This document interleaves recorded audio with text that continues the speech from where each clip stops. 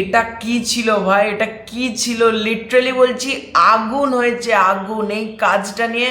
যখন থেকে আমি শুনেছিলাম যে এই কাজটার মধ্যে আমাদের জিদ্দা থাকতে চলেছে, বাংলার one of the biggest superstar, যখন এই কাজটার মধ্যে ইনভলভ থাকবে তখন থেকে আমার মধ্যে একটা এক্সাইটমেন্ট ছিল। তার পাশাপাশি যখন আরও শুনেছিলাম যে কাজটার মধ্যে থাকবে মিস্টার ইন্ডাস্ট্রি প্রসেনজিৎ চ্যাটার্জি, মানে জিৎ প্রসেনজিৎ উইথ নেটফ্লিক্সের একটা কাজ। আমরা প্রত্যেকে জানি নেটফ্লিক্স শুধুমাত্র ভারতের না, সারা পৃথিবীর সব থেকে বড় ওটিটি প্ল্যাটফর্ম হলো নেটফ্লিক্স। সেই নেটফ্লিক্সের যখন একটা কাজ আসছে, সুতরাং সেই কাজটা নিয়ে আমার মধ্যে তো এক্সাইটমেন্ট থাকবেই।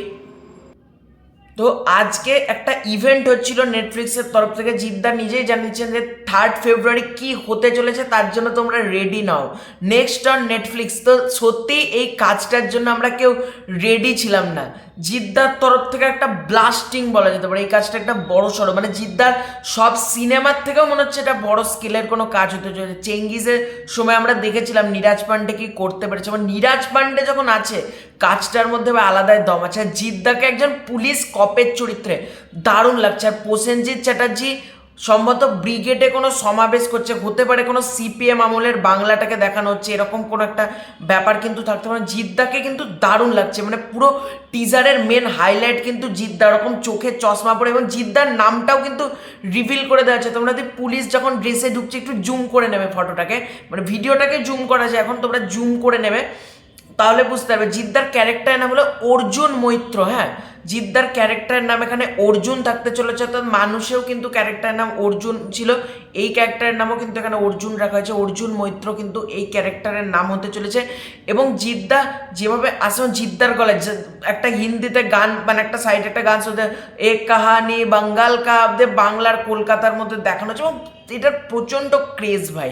যখন নেটফ্লিক্সের অত কাজের অ্যানাউন্সমেন্ট আসছে, সবাই কমেন্ট বক্সে জিদ্দার খাকি চায়, খাকির টিজার দাও। তো খাকির টিজারটা ভাই আগুন হয়েছে আগুন। আজকে সত্যি বলছি এই কাজটা নিয়ে প্রত্যেকে এক্সাইটমেন্ট হবে। পরমব্রত চ্যাটার্জিকে আমরা দেখতে পাচ্ছি, শাশ্বতকে দেখতে পাচ্ছি, প্রসেনজিৎকে দেখতে পাচ্ছি, আদিল জাফর খানকে দেখতে পাচ্ছি, মিমো চক্রবর্তীকে দেখতে পাচ্ছি।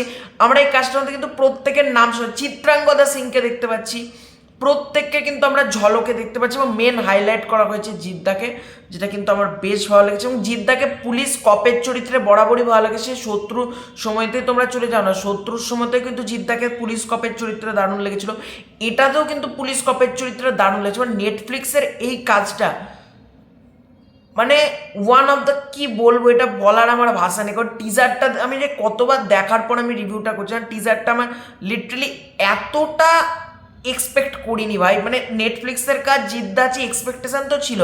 আমি ফার্স্টে যা টিজার হয়তো ডাইরেক্ট ড্রপ করবে না, হয়তো জিদ্দা আসবে, হয়তো অ্যানাউন্স হয়তো করবে অফিসিয়ালি, বা হয়তো কোনো কিছু হবে, কিন্তু ডাইরেক্ট যে টিজারটা এত মানে আগুন হয়ে আমাদের সামনে উপহার দেবে নেটফ্লিক্স, আমি বুঝতে পারিনি লিটারালি।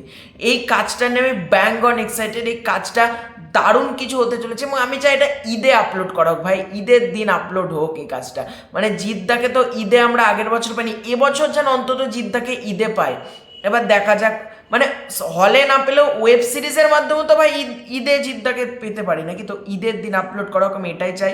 তো আমার কাজটা দারুণ লেগেছে, তোমাদের কেমন লেগেছে কমেন্ট করে জানিও। এই ভিডিওটা ভালো লাগলে লাইক করতে পারো, শেয়ার করতে পারো, সাবস্ক্রাইব করতে পারো। Bye bye.